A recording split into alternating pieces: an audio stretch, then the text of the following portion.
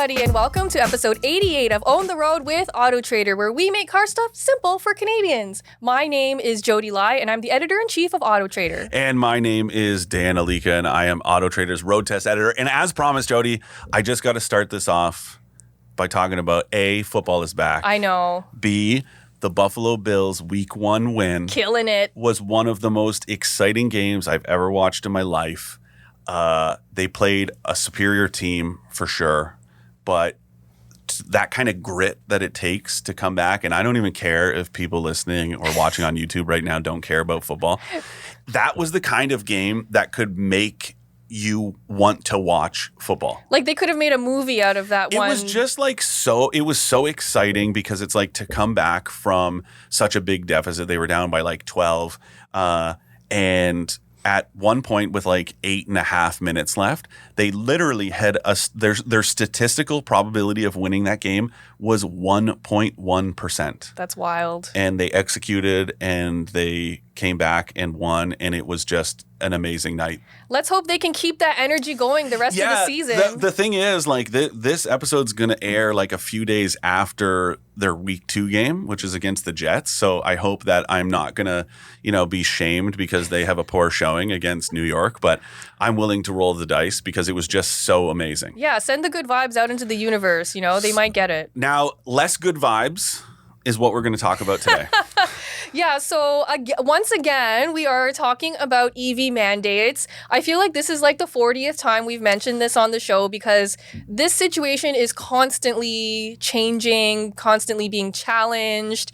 And there happens to be some new news about it this week. So why don't we go back in time and kind of remind our listeners what this EV mandate was all about in the first place, and then we'll get to kind of the new news about it. Okay, so I want to say 3 years ago, give or take, the federal government announced, we use the term EV mandates, but basically as part of, Canada's emissions goals, let's say emissions reduction strategy, one of them was to get automakers to increase the number of passenger vehicles sold that were zero emission vehicles.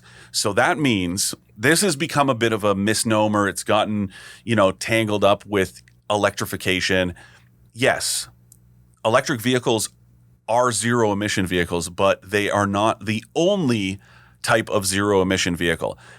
Not only are hydrogen powered cars part of that, which no, we don't have very many. There are literally only 2 available in Canada right now. And it's very, very slim pickings in terms of where you can buy them and whatever. There's the Hyundai Nexo and the Toyota, I can't even remember the name of it. That Mirai. Oh, yeah. So, that just shows you. Yeah. But the point is that's one. And then the other one that gets lost in the shuffle and the rage is plug-in hybrids. So plug-in hybrid electric vehicles, or PHEVs, or as you like to call them, PHEVs. PHEVs, weird.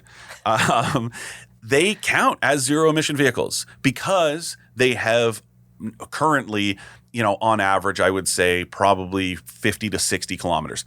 The government's goal is that plug-in hybrid vehicles that offer 80 kilometers or more, I believe Something it is, like that, would qualify for as a zero emission vehicle. The government, like so many governments around the world, had phased targets. So starting in 2026, we were supposed to see 20% of all new vehicles sold be zero emission vehicles. By 2030, that number was supposed to be 50%. And then by 2035, 100% of all new vehicles would be zero emission vehicles. Jodi and I both said from the very start, this was an exceptionally ambitious target, but 2 things. A, it was necessary. And B, it was pretty much in sync with a lot of other countries around the world. And even like California, for example, had very similar regulations, not across the whole America, but there were states and there were other countries that were implementing these same kind of mandates, and other countries that have exceeded and achieved those mandates. Yeah, and the UK is a good example. The UK, the target was 100% by 2030. So that was an even more ambitious target. Now, of course, economic headwinds and everything that's going on with tariffs. I mean, I think the idea of kind of, I don't want to say hiding behind the U.S. tariff war. Maybe that's a bit of a strong way to put it, but using that as an excuse for pausing these mandates is a bit weak because, currently we have one full electric vehicle that's made in Canada, and that would be the Dodge Charger, right? Whatever it's called, the electric Charger, whatever, I can't remember the name of it, but and then one plug-in hybrid, which is the Grand Caravan, right, or Pacifica, right. Otherwise, we have hybrids made in Canada, right? We have the RAV4, we have the CRV, but to say that, the auto industry in Canada is under threat because of these, mandates and tariffs, this concoction of troubles, let's say, it's kind of weak because to me, it's like, yeah, but the industry was so far behind. If the industry would have been ahead of this, instead of waiting until the last minute, and then reacting to the tariff situation going, see, this is why we never should have had an EV mandate. I hate to continue to say this, but it's like science is real and climate change is real, right? And when we're watching swaths of the country and other countries around the world burn, and it's not that these fires are necessarily sparked by climate change, but all the science says their risks are higher. The risks of the frequency of wildfires are higher. We're seeing extreme weather conditions, drought, all of these, the list goes on and on and on. We can't pretend that we haven't seen this in the news for years, and it's getting more intense. Mm-hmm. So this idea of kicking the can down the road and then using the protection of auto manufacturing in Canada as the sort of excuse for it seems kind of bogus. I mean, it's interesting because the automotive industry has been very against these EV mandates from the get-go. And at every point up until now, a lot of the groups that kind of represent automotive manufacturers in Canada, every time there's news about the EV mandates, they come out with a statement, and they're always against these mandates. Yeah. And so the Canadian government originally, besides the climate issue, this was supposed to make our Canadian automotive manufacturing more competitive on a global level. Yeah. And that to me was kind of what was missing in the equation. I think a lot of these automotive lobbies were very upset with the government because they claim that the government put these mandates into place with very little support to help reach them. Yeah, and I mean, I think that's fair. You could say the same thing on the consumer level, right? The government, had rebates, had incentives off the purchase price of zero-emission vehicles, but the incentives to build charging infrastructure wasn't as strong.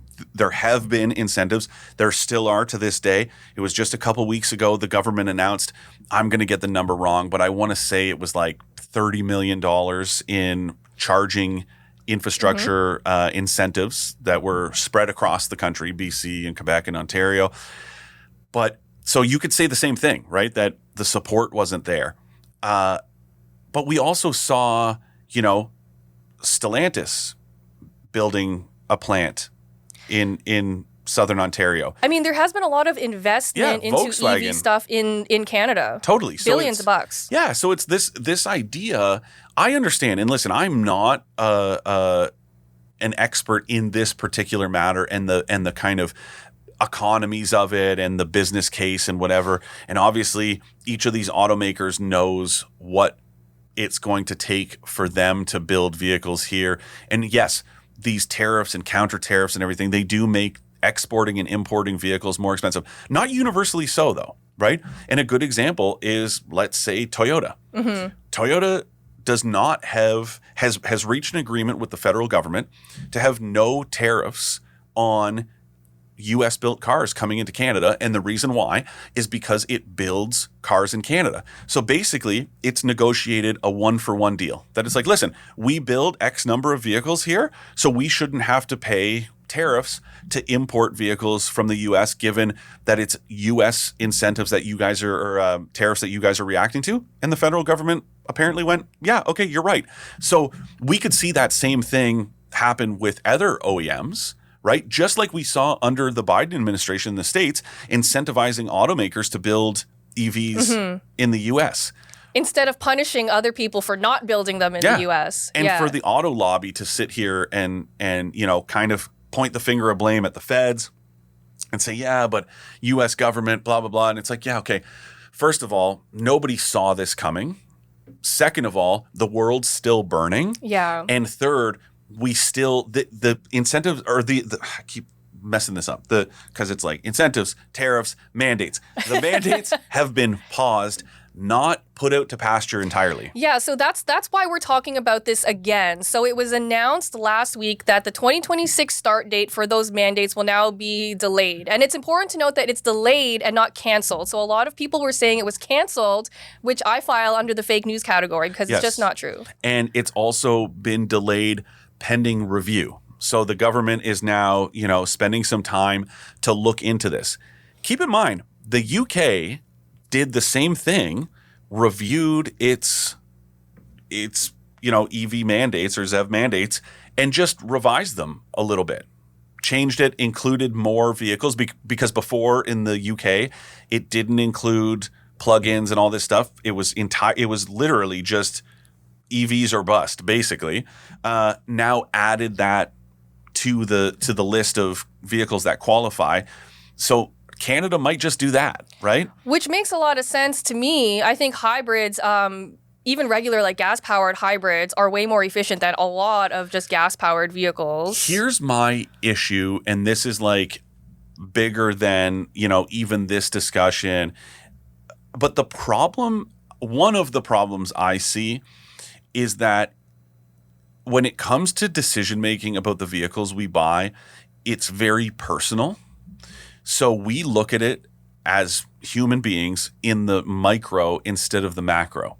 So even that, right? You are 100% correct. Of course, conventional hybrids burn less gas than comparable gas-powered vehicles. However, so that's the micro that you're like, yeah, you are still saving money. Mm-hmm. However, when you look at the macro, it's still not doing enough to save the planet. Yeah, because we need to move the needle further than we are now, for sure. That's all it is, right? So, and I understand people are outraged, and yes, the average price of an EV versus a comparable conventional, internal combustion vehicle is right around $10,000 more. That's a lot of money. Mm-hmm. And we talk about it all the time. Jodi and I both, we did individual reviews of the VinFast VF9 and the Hyundai Ioniq 9, 2-3-row, family-sized EVs. We also did a comparison. All three of those stories and videos will be up on AutoTrader.ca/editorial and our YouTube channel in the near future. So keep an eye out for those. But my point is, we have criticized these vehicles and these automakers for selling vehicles that are too expensive. But this really is, it's not even a chicken or the egg. We know what the debate is. Economies of scale, whatever you want to call it, supply and demand. But we need to have more EVs in order to bring the price down. Yeah, and so one of the more controversial suggestions, so I basically read like every single article about this last week when I was doing research for this episode, and some like clean energy organizations are saying like, maybe we should consider bringing in cheap EVs from China, which is a very controversial suggestion because that would not necessarily be good for our automotive manufacturing here unless they're building them here. And if they're building them here, they won't be as cheap. Yeah, the other issue that I think hasn't even really been kind of touched on yet here, the impact that it'll have on the Canadian auto sector. We know that it's an inevitability, right? Mm-hmm. Once you bring in cheaper vehicles, here's a really good example. New Balance is a Boston-based sports apparel company, for lack of a better term, makes its stuff all around the world, whether it's shoes or clothes. also has a made in USA series and a made in UK series. Okay. I would peg the average price of a New Balance sneaker that's made at a plant, let's say somewhere in Asia, at between $130 and $180. The made in US and made in UK shoes are in Canada cost about $275 to $350 a pair. Yep. That is the very real cost of manufacturing things in countries where, you know, the living standards and working standards are higher, wages are higher, it costs more. That's just a fundamental fact. Mm-hmm. Yes, New Balance has spun it into, you know, sort of a trendy thing, but the fact remains that it costs more to make products here. So vehicles made in Canada cost more to assemble than the ones made in China. But here is the other side of it. There was a really great New York Times story this past weekend about how even within China, you're really starting to see a bit of a dismantling of the EV industry in the sense that it's become so competitive that automakers are losing money because it's like a race to the bottom. Exactly. So the plants are idling, cars are getting cheaper, and it's kind of like, you know, the pickup truck wars here, where, you know, some exec at GM Canada would back in the day open the newspaper and see, oh, you know, Dodge has cut another $5,000 from the price, and call down to the sales department and say, you need to cut another $6,000 from the price. And it just kept going down and down. You're seeing that happen in China. And part of it, yes, is the fact that some of these companies are state-backed, so they can afford to do that. They're also taking really cheap loans in order to build new plants and do all this stuff. But it's like the idea that Chinese EVs are going to save us from, you know, the high prices. It's like, yeah, maybe from the price, again, the price that you as an individual consumer. But what's the larger cost that we have to consider? And so I think, yes, this is a very complex issue. This goes back to my suggestion from a long time ago that we need some sort of electrification czar, somebody that's going to take that leading role and say, this is what we need to do based on fact, not emotional reaction. Right? Not latching on to this idea that, you know, oh, it's costing consumers too much, so we just need to get rid of it. It's like you and I have both said this. We don't have kids and we still care about the future. So this idea that it's like, hey, it's not affordable right now to sell EVs, so let people buy their you know, for lack of a better term, gas guzzlers. It's like, yeah, okay, but those same vehicles that are getting their kids to school, you know, are leading to the fact that there may not be a future for those kids to live in. Yeah. Not to be, you know, an extremist about it, but it's kind of true. But that's the long-term problem that we're up against, right? And that's why this kind of stuff feels so urgent to us, because it does feel like in a time where we should be moving forward, we're moving a little bit backwards. And we'll discuss that more in our next episode, actually. But in this episode, I kind of wanted to talk about, like, what are some options that we have at this point, right? So our government is, they're taking 60 days to review this EV mandate policy. So they're looking at maybe changing annual sales targets, maybe trying to introduce more flexibilities, maybe looking into offering automakers different types of credits based on how many, you know, EVs or PHEVs or hybrids they are selling. So there are a lot of different options here. Any one of them on its own probably isn't going to be enough. It's probably going to have to be like a combination of all of the above. Yeah. But besides, you know, looking at the Chinese EVs, another clean energy institution suggested that, like, maybe Canada could harmonize its regulations with Europe instead of so close to the US, so that we could have more access to European EVs. Yeah. I mean, the irony there is that the European market is huge for Chinese EVs right now. And so I still think of it, whether it's intentional or not, as almost a backdoor way for Chinese EVs to end up in the market anyways. Right. The other thing I'm going to say, yeah, there are cheaper EVs in Europe, but the idea that European EVs are going to be more affordable than Canadian ones or American-made ones just seems false. Yeah. It seems misleading. So I would really caution. Again, I don't think there's this like magic pill that we're going to take. We're in the early stages, and this is the toughest time when EVs, are getting more appealing, but they're not that appealing. And that's why I'm like, okay, cool, but our ZEV mandates here allow for plug-in hybrids. That is quite literally the best of both worlds. Mm-hmm. You can make your commute either mostly or entirely using nothing but electrification. And then when you need to take a road trip, because everybody suddenly, every time this debate comes up, it's like suddenly everybody pretends like they drive from Toronto to Montreal every weekend. Yeah. It's like, no, you don't. But it's like, okay, if you have 80 kilometers of electric range, most people can do their commute with that. And then when you want to make that trip from Toronto to Montreal or Vancouver to Kelowna or whatever it is, you can do it with a hybrid that's more efficient than a gas-powered vehicle on its own. I'm sorry, this idea of, and I don't want to get so much into past topics, but this idea of, my driveway, my choice is like so ridiculous, because it's like, well, by that token, do we not sit there and say, hey, well, if you want to insulate your house with asbestos, it's your choice. Yeah, it's go for it. No, we know that's toxic, and when it's disturbed, it can lead to all kinds of health issues. So maybe we should stop using that and focus on other insulations. This is the same thing. When people who know more than you or me are saying, hey guys, burning all these fossil fuels, kind of bad for the environment.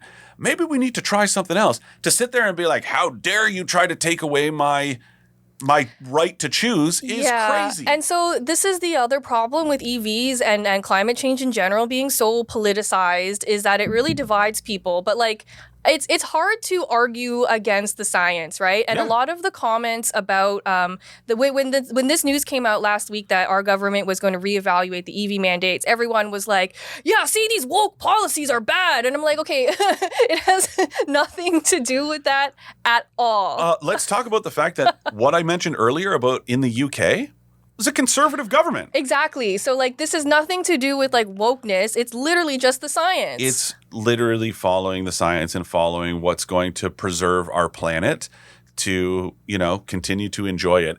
I'm sorry. It's just a reality. I think the ZEV mandates are going to be, reviewed and revised a bit, but they're not going to be gone for good. Because the other thing is, even if you look at it short term, for a company to make such seismic changes to its approach, takes a long time. It takes a long time. So it's one of those things you could describe as it's kind of like steering a cruise ship, right? Yeah, totally. So the decision, from the point of the decision to the point of action, takes so long. And use, Donald Trump's idea of reshoring manufacturing, right? It's no secret he's trying to bring manufacturing of all kinds, but including automotive manufacturing, back to the U.S. And he's trying to encourage automakers to do so. But he's only got 3 years left on his term, and he can't run again unless he has some harebrained idea. Which he does. Which he surely does. But regardless, 3 years is such a short period of time in terms of business planning and then execution. It's basically whiplash for the automotive industry. So the same thing applies to, ZEV mandates. Is sure, they're being paused and reviewed in reaction to the realities of the economy, tariffs, EV interest. However, that stuff is short term. And the long-term looming problem, we are still the dinosaurs looking up being like, hey, what's that big shiny object hurtling towards us? Right? And so this is the reality of the situation. I think there's evidence that suggests that mandates, sales targets, sales mandates, whatever you want to call them, are more effective at encouraging EV adoption than incentives.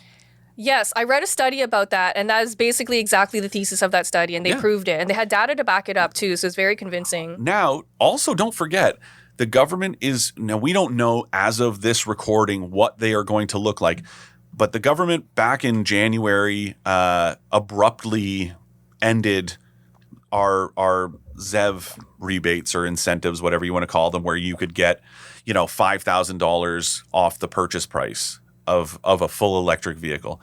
And then the fund ran out and the federal government paused them. More recently announced, hey, we're going to relaunch a program. We don't know what that looks like. One journalist I know told me that he heard, and again, I don't want to just deal in rumors and speculation, but just to prove that this is still being talked about, that he heard that they're looking at between $10,000 and $12,000. Which would be a major impact in getting more people into EVs. Exactly, because we saw it in industry-wide data as well as AutoTrader data. As soon as that happened, now we saw like a little bit of an uptick in sales because there was that rush on at the end where everybody went, oh, if you want to get your EV, do it now. And then sales dropped off a cliff. Yeah, and so there was actually data from StatsCan this week where registrations of new battery electric EVs dropped 39.2% year over year. Yeah. Registrations for PHEVs dropped only 2.2%. There you go. So again, that shows you that plug-in hybrids make a lot of sense and they are a viable solution. And even without incentives, they still make a lot of sense because you are going to, let's say, use something like, I don't know, a Toyota RAV4 as an example. If you're going to pay $5,000 more for the plug-in hybrid version than either like a gas-powered or a conventional hybrid version. But it's not hard to do the math and be like, well, wait a minute. If I'm burning 500 liters less gas a year or whatever it is. That adds up real quick. That adds up so fast. So, I think some people are starting to review that as like a viable option. But just keep in mind, the mandates or targets are being reviewed. The incentive program is being reviewed.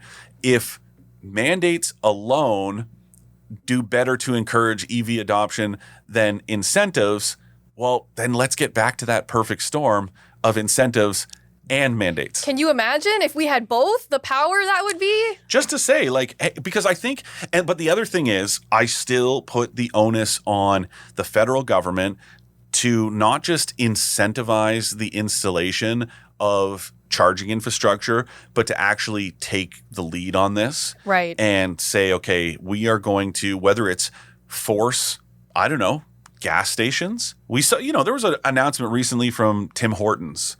Right. That it's partnering with Flow. I think, to install chargers at a couple dozen locations across the country. I mean, the government does this type of stuff all the time, right? Like with developers developing condos, they're like, okay, well, you have to put in green space then. Yeah, but Jodi, they look at Ontario, right?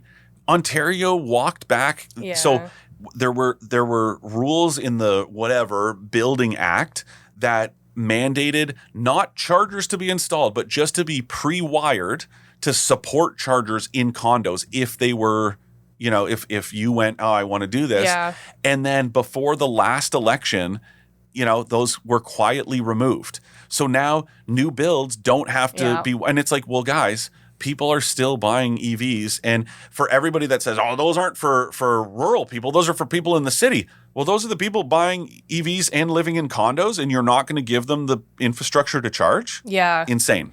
Yeah, no, a lot of this doesn't make sense. I think it's important to note that this is like a minor setback. The overall goal of our government is still to reduce climate change and emissions and stuff like that. So a minor setback. I think we got to stay focused on the greater goal. Yeah. This is not being canceled. It's just delayed. Yeah, just a pause. So, we will update you guys once the in 60 days, I guess. Yeah, once we know more, surely we will do another episode about it. But it's going to be interesting.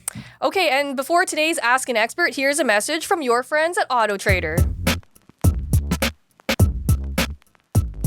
We at Own the Road love making car stuff simple for Canadians, and the AutoTrader app does the exact same thing. Sign up for price drop notifications, find out how much your car is worth, get an instant cash offer from a vetted dealership, get all your expert advice, and more. Download the AutoTrader app today. Today's Ask an Expert question is a kind of controversial one. What are your thoughts on automakers using subscriptions for stuff like navigation or other tech or even unlocking more horsepower? I mean, okay, listen, this has become, as you said, more controversial. I don't have a problem with, let's say, navigation for a couple reasons. Number one, because why the hell would you pay for nav when your car probably has Apple CarPlay and it's Android Auto? better anyways. And you can use Google Maps or Waze, or if you're a sadist, you could use Apple Maps. But the point is that, that service makes sense because it's a software-based service. There are updates, right? Maps change. And so automakers, that stuff costs money, and I get that. Just like you pay for satellite radio. Mm-hmm. Yes, it's third party, but the point is you pay for that service. What I disagree with is, paywalling horsepower, paywalling battery capacity, paywalling heated seats, and doing it where it's like, oh, the first, and I guess it's kind of like warranties where it's a non-transferable warranty. But to me, if I pay up front, so I don't even have a problem with like Super Cruise and Blue Cruise, GM and Ford respectively. That's their hands-free highway driving assist system. That doesn't even bother me, that those are subscription-based. But what bothers me is that if I pay for the quote-unquote lifetime subscription, because you can either pay monthly, annual, or unlimited subscriptions. Mm-hmm. But if you look at the fine print, they're non-transferable. So if I sell you my car, whether it's after a year or after 10 years, you don't get that service. You would have to then pay for it yourself. And that seems really unfair to me. Exactly. So I think we're in a slippery slope right now. And it's not just automotive, right? Video games, this exact same thing happens, right? Where everything, there are all these microtransactions. And it really does bother me because it just, not only is it an extra expense, but it's like you're paying for that thing already. So you should get to keep that thing long term. Yeah, like would it go with the car or would you carry it on to your next car? No, I think it would go with the car. Go with the car, right? Yeah. Because take the fact that it's cloud-based and all that and it's updating. If you bought a car that had either something as simple as airbags or a more advanced driver assist system like adaptive cruise control, non-hands-free, but just adaptive cruise, that software is in the vehicle already. Mm-hmm. So if I sell you my car, you get that car with airbags and adaptive cruise control. So why should you have to pay again for a service that I paid for the kind of lifetime, subscription to? It just seems like BS. And the whole idea of, heated seats being something that you would pay a subscription for.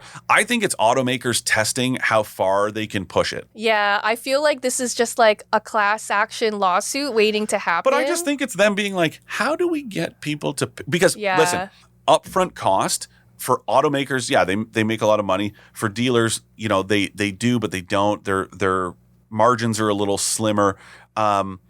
That's why after sales is always so important at the dealer level, right? It's like, whether it's service, right? Going in for oil changes and brake jobs and all that stuff, or parts and accessories. This to me is another way to kind of squeeze, consumers to be like, oh, you're already paying. Think about it. The average transaction price of a new vehicle in Canada is right around $60,000. That is so much money. It was less than 40 grand a decade ago. Insanity to me. We're already paying so much for vehicles. To think about the idea of having to pay monthly for stuff as simple as heated seats, non-starter. Yeah, I think that's why people were so offended by this concept in general, because we're already being squeezed from every single direction, right? How many, subscriptions to streaming services do we all have? And I probably have like 7. It's so crazy. Yeah, it's too much. I'm going to tell you one. I got really annoyed. Okay. This is the last thing. I'll leave it on while we're on the subject.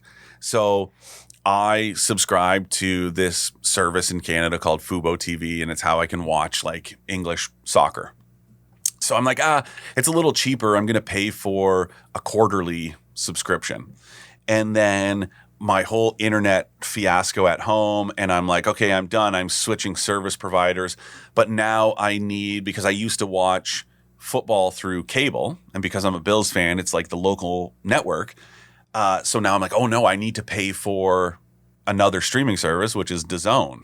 So I sign up for DAZN, and then I find out that I can add Fubo TV to my DAZN subscription for like $10 a month, but I've just paid for like a quarterly subscription. That's like, it works out to be like $25 a month. And I'm like, oh my God, like it's just like one more service. Bad timing, but at least the next time you renew, you won't have to do it. I set a reminder in my phone to cancel my standalone Fubo subscription and add it to my DAZN like 2 days before it's set to auto renew. So anyways, guys, this is why I am with you. Subscriptions suck, and we have so many of them in our lives, and we don't need more of them when it comes to our cars. Subscriptions suck unless you're subscribing to the AutoTrader YouTube channel.